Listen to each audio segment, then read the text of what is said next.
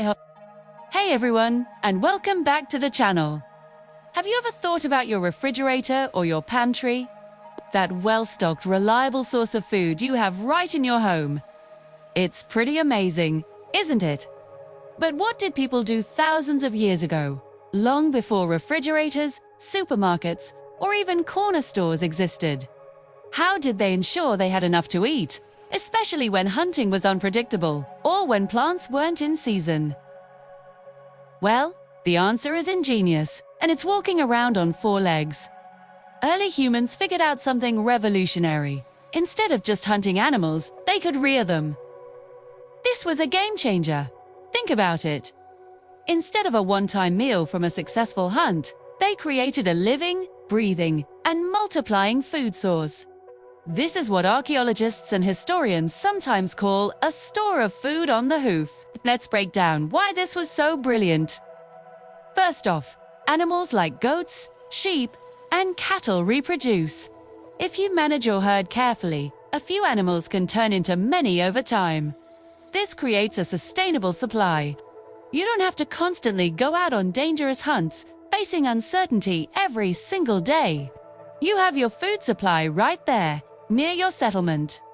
Secondly, these animals provided more than just a one-time meal. Take a cow or a goat, for instance. They produce milk. Milk is incredibly nutritious. It's packed with fats, proteins, and vitamins. For early communities, a steady supply of milk was a reliable source of daily nourishment. It could be drunk, fresh, or they could process it into cheese or yogurt, which could be stored for even longer periods. This wasn't just a bonus. It was a fundamental part of their diet that helped communities grow and thrive. And then, of course, there's the meat. Whenever the community needed a significant amount of food, perhaps for a feast or during a harsh winter when other sources were scarce, they could slaughter an animal. Unlike a wild animal that you have to eat quickly before it spoils, a domestic animal can be kept alive until the moment it's needed. This is the ultimate form of fresh food storage. It's like having a walking, self-sustaining pantry. But wait, there's more. The value of these animals went far beyond just what you could eat. Let's think about the other things early humans could have obtained from them. What about their skins and hides? After an animal was used for meat, its hide could be tanned and turned into leather. This leather was essential for making clothing to protect against the cold and rain, for making sturdy shoes, for creating bags to carry things, and even for building parts of their shelters. And what about the wool from sheep? Once people figured out how to shear sheep instead of just using their skin, they unlocked a renewable resource. Wool could be spun into yarn and woven into warm textiles. Woolen clothing would have been a massive advantage for survival in colder climates. It's warm, durable, and even water-resistant to a degree. So, these animals were also a walking clothing factory. Don't forget about the bones and horns. These weren't just thrown away. Bones were incredibly useful. They could be carved into a huge variety of tools: needles for sewing those leather clothes, awls for punching holes, fishhooks for catching more food, and even scraping tools for cleaning hides. Horns could be fashioned into drinking cups, containers, or even musical instruments. Almost every single part of the animal had a purpose. Nothing went to waste. And we haven't even touched on their power. Oxen, which are castrated male cattle, were the tractors of the ancient world. Once people developed the plow, oxen could be used to till the land. This was a monumental leap in agriculture. A single farmer with a team of oxen could cultivate far more land than dozens of people using hand tools. This meant more crops, bigger food surpluses, and the ability to support larger populations. This partnership between humans and draft animals literally laid the foundation for civilization as we know it. They also helped carry heavy loads, making trade and transportation possible over longer distances.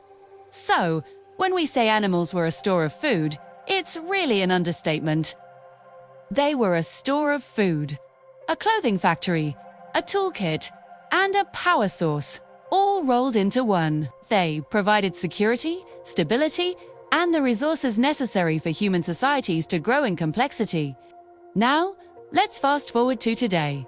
How do we use animals now? In some ways, the core principles are the same, but the scale and technology have changed dramatically. We still rear animals for food on an industrial scale. We have massive farms dedicated to producing meat, milk, and eggs for billions of people. The food concept is still there, but it's managed through complex global supply chains, refrigeration, and processing plants. We still use animal products for clothing, too. Leather jackets, wool sweaters, and silk scarves are common items. However, we also have a vast array of synthetic, man-made materials that often compete with or replace these traditional ones. Animals continue to be our partners in work, though. Their roles have shifted. While tractors have replaced oxen in most large-scale farming, you can still find horses used in ranching or logging in certain terrains.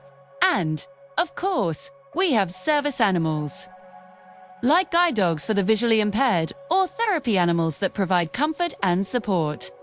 Their role as companions has become incredibly important in our modern lives. Our pets, our family members, providing emotional support and joy. Furthermore, we use animals in science and medicine, which is a complex and often debated topic. From developing new medicines to understanding diseases, animals have played a significant role in modern scientific advancements. So, third, what started as a simple but brilliant idea, keeping animals as a living pantry, has evolved into a deeply complex and multifaceted relationship. From being a walking survival kit for early humans, animals are now integral to our global economy, our culture, our science, and our homes. It's a relationship that has shaped our history and will undoubtedly continue to shape our future. It's fascinating to trace that line from a small herd of goats providing milk and security to an ancient family, all the way to the way we interact with animals today. It really makes you appreciate the ingenuity of our ancestors. What do you think is the biggest change in our relationship with animals? Let me know your thoughts down in the comments. I'd love to read what you have to say. Thanks for watching, and if you enjoyed this journey back in time, don't forget to like this video and subscribe for more content. See you in the next one.